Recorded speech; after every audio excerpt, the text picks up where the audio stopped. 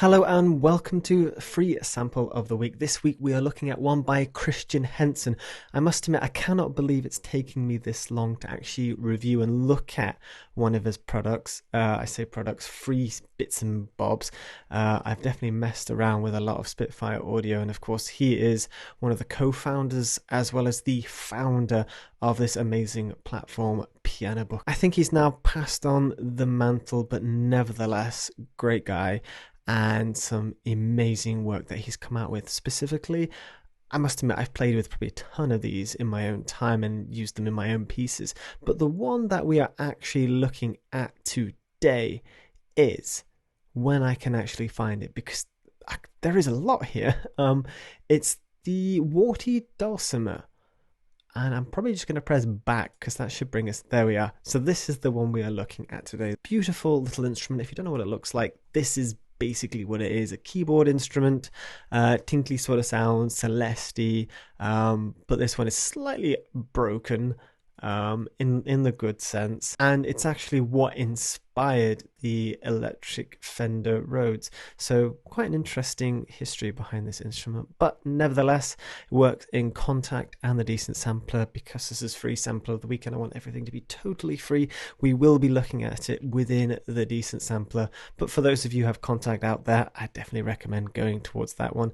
Reviews are good as always, people love it. And so let's just move into the actual instrument itself, which is this beauty. Now, what I like about this, it's very simple. And of course, Christian has a way with words. So reverb is Splosh. Of course, we've got delay, time for the delay, the feedback, and filter. And it's very simple, bread and butter sort of instrument. I think my favorite thing about this before we even play it is just how intimate the sound is. So if you're not wearing headphones, put those headphones on. I'll give you a second to put them on because you're going to want them to hear how close and intimate and clean this sound really is. So let's get stuck in and just do a little demo.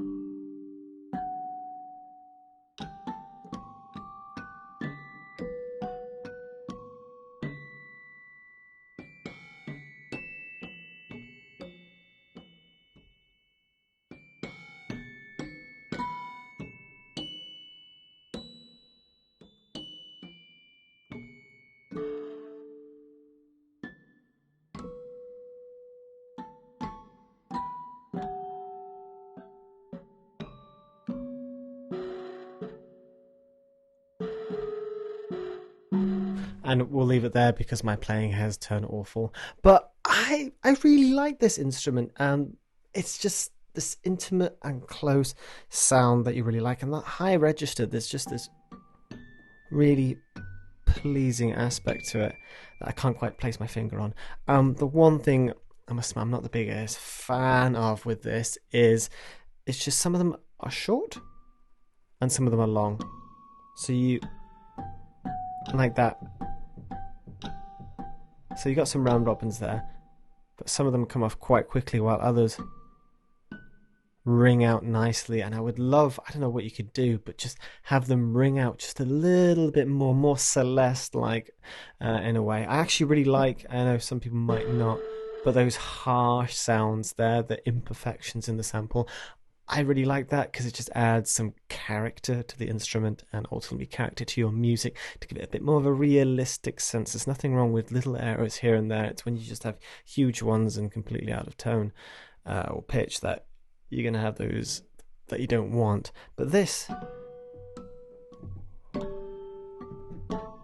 it's nice just to have that odd crackle here and there.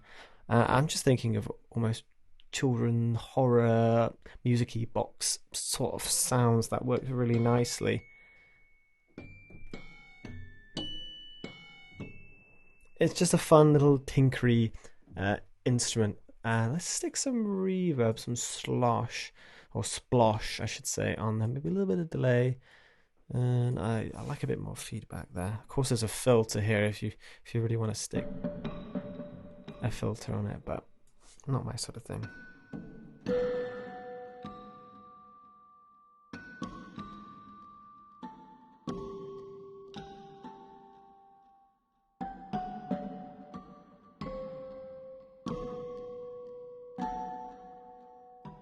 And one thing I didn't actually mention that I should have is the panning as well. The instruments, you can hear a beautiful stereo image, nice and clean, and you can hear there's this lovely placement in the stereo field, and you've got the panning.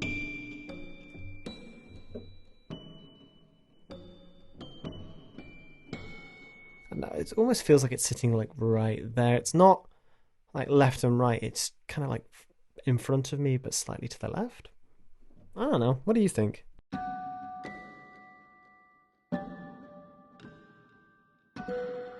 And the splosh is actually really nice on this. Yeah, you have this really intimate, clean sound, and it's tuned nicely. Some instruments you put like this much on, and it's, you know, you're off in the Welsh mountains, but this one you can put it on max and it's not terrible. But just a touch of it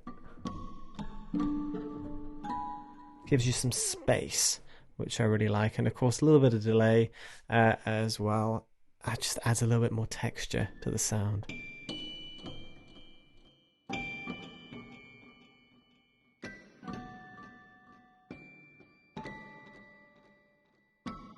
Very clicky as well. Yeah, I'm loving this. It's just something I just want to keep kind of tinkering and messing with. A very fun little instrument, and I was going to say there's not much else to it, but I like that. It's bread and butter. It's something you could probably use in multiple different scenarios. Not too complex, nothing there that we don't want. It's just what you need there and then. Maybe a tact, just sustain, decay, release, and some longer notes. But overall, a beautiful little instrument, and one to add to the bank that could be a lot of fun to play with. But thank you so much for watching. We'll leave the video there. I'll see you in the next one.